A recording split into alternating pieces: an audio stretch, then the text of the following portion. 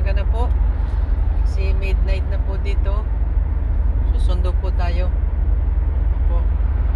Kaya wala po tayong tulugan. Kahit antok na ang lola kailangan lumakad po tayo. Tahimik na po ang paligid kasi hating gabi na po.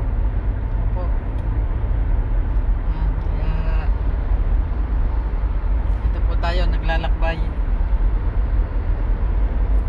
Meron pa rin po ang sasakyan, konti-konti.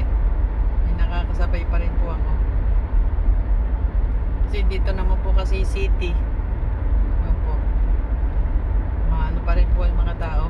Meron pa rin mga hindi tulog katulad ko.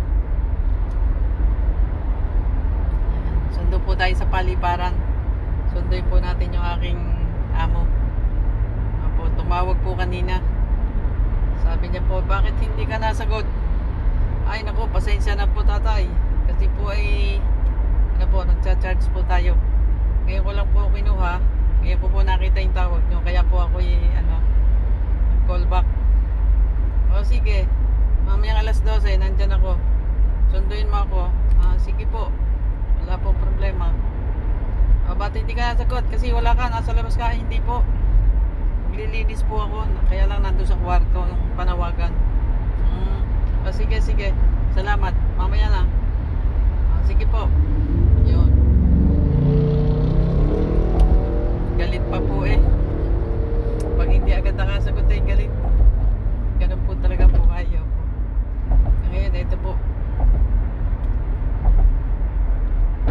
tinatry ko naman pong matulog. Kaninang mga alas 5 ng hapon, hindi po ako makatulog.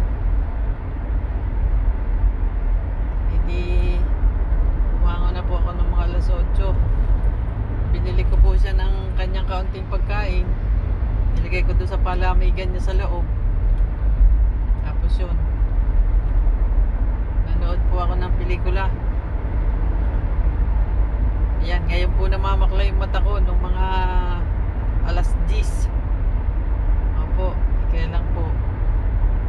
Ano ba tutulog ng meron po tayong biyahe.